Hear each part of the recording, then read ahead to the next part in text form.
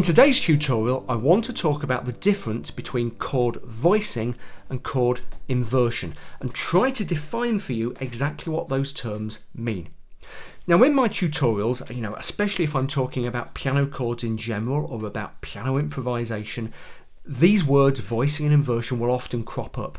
And I'm aware that if you're a beginner or a relative beginner, it's really easy to get stuck on them because sometimes it can seem like they mean the same thing and sometimes it can seem like they mean different things. That's because the concepts of chord voicing and chord inversion are actually really closely related to one another. And in fact, they're kind of dependent on each other, as we'll see. So let's try to nail down, if we can, exactly what they mean. To do that, we need to start off by thinking about how chords work, to kind of look at the underlying engineering of a chord, if you like. This is a chord of C major, in just about its most simple form. And we've got the notes C, that's middle C as it happens, E and G. Okay? Now those three notes, C, E and G, give the chord its identity. In other words, they define it as a chord of C major. If we took one of them out and just played C and G, the chord would lose its identity. Okay, it's no longer a chord of C major, and in fact it's difficult to say what chord it is. Because we only have two notes, and C and G can actually belong to quite a few different chords. But once we have all three notes, we have the identity of C major.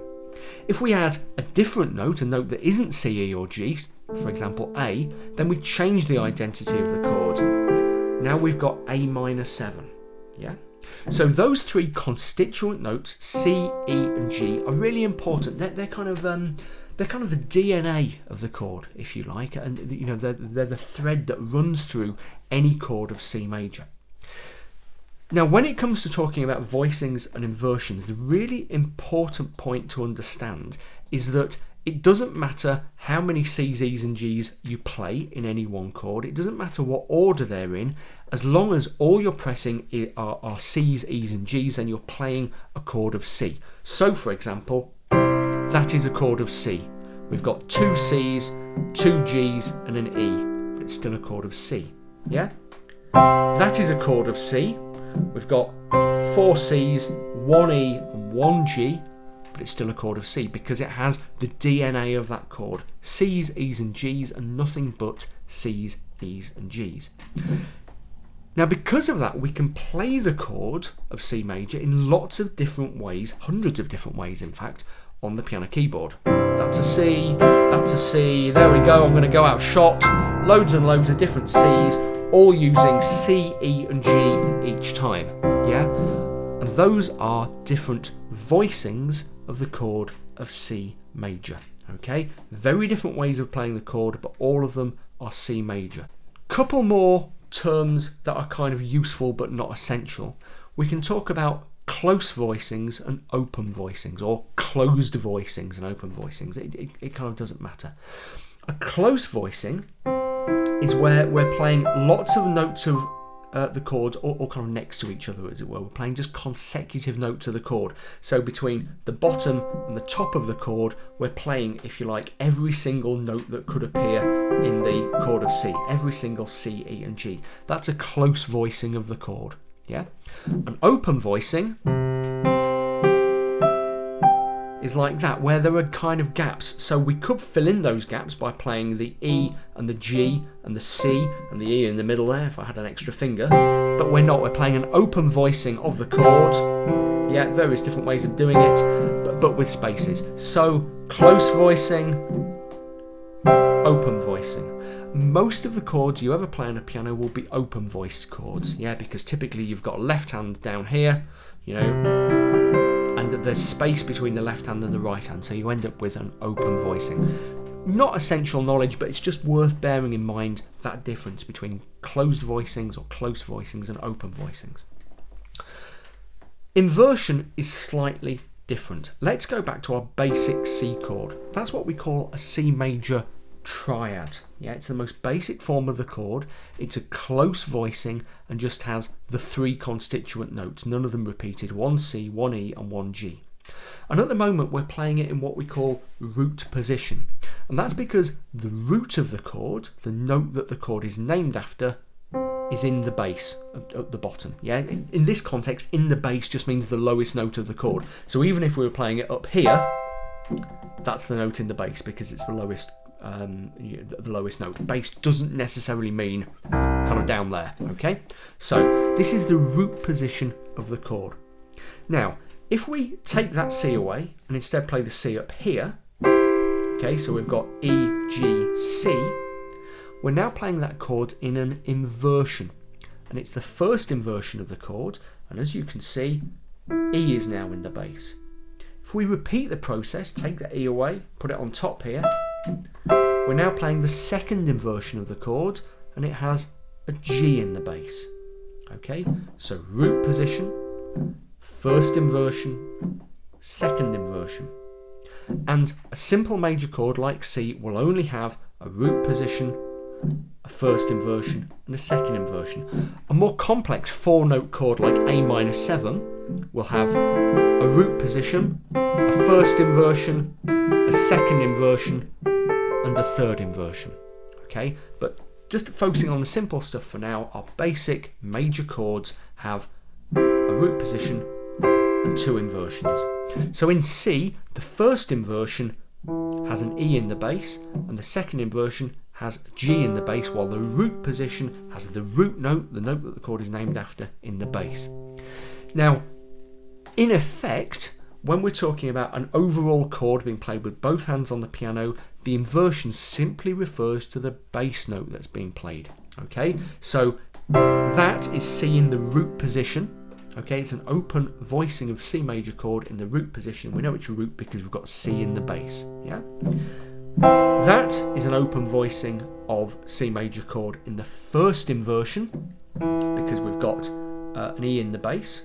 Okay, and this might be going a little bit out of shot there, is an open voicing of a C major chord in the second inversion because we've got G in the bass. Because remember, root position, first inversion, second inversion. Yeah. This stuff matters because obviously the voicing and the inversion that you choose have musical effects. Yeah, so open voicings spread out over the keyboard, closed voicings have different sounds, and in particular the note you play in the bass can have a very big effect on the character of a chord. So if we're improvising over a chord sequence like this,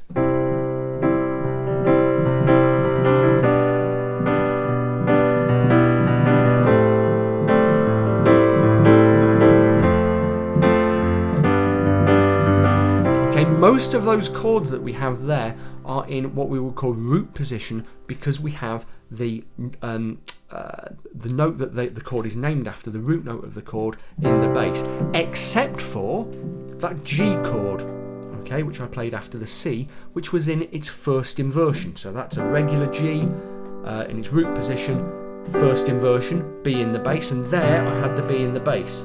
Okay, so root position C, first inversion G, root position A minor. Can you see why I chose the different inversion there? Yeah, it's because it gave me a more natural bass line going down. I could have played root position, root position, root position. Okay, but instead, root position, first inversion, okay, root position. And it gave me a more natural and flowing bass line. Sometimes we just think about inversions in the right. So sometimes in my tutorial I'll talk about playing, C in the left and a first inversion in my right hand, and that's just considering the right hand in isolation there. Okay, so C in the left, root position in the right hand, first inversion in the right hand, second inversion in the right hand. Music theorists would talk about the upper cluster of the chord, but I tend to stay away from that kind of terminology. Fingers crossed that was useful. I hope that cleared up a bit of a mystery for you. If you're not subscribed to the channel, please do hit the little red button down in the right hand corner and subscribe today. Hopefully by the time this video goes live, or not soon after, I will hit 100,000 subscribers, which I'm pretty pleased about. I've been running the channel for nearly 8 years now, and 100,000 subscribers is a big kind of milestone, so I'm pretty pleased about that. As usual, just a couple of quick plugs for my books, especially How to Really Play the Piano, the stuff your teacher never taught you, and 7 Studies in Pop Piano. How to Really is full of the basics on stuff like, stuff like we've been talking about today. Voicings and inversions are in there somewhere. Lots of stuff about chords, how to get into improvisation, stuff like that. All the stuff that your piano teacher never taught you and you wish that you had been taught if you had piano lessons. 7 Studies in Pop Piano, those of you who are interested in pop piano styles, kind of Elton John, Billy Joel, those guys. 7 short pieces of music, graded from easy to moderately difficult, but not too difficult, with a load of notes explaining how they work. If you click the links underneath the video, that will take you to the sales pages for these things, or if you look at the little information button in the top right hand corner, you can click through to that and it will take you to How to Really Play the Piano. So there we go.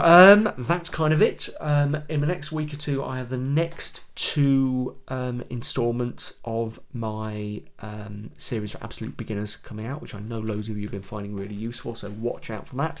In the meantime, any questions, stick them in the comments thread. Over the past couple of weeks, I've had a big backlog of comments to deal with, but I'm kind of slowly working through it now. So apologies if it takes me a little while to get back to you, but I do kind of get a lot of questions, and I do try to answer them all if I can. Okay? Brilliant. Have a great time playing around with your voicings and inversions, and I will see you again soon.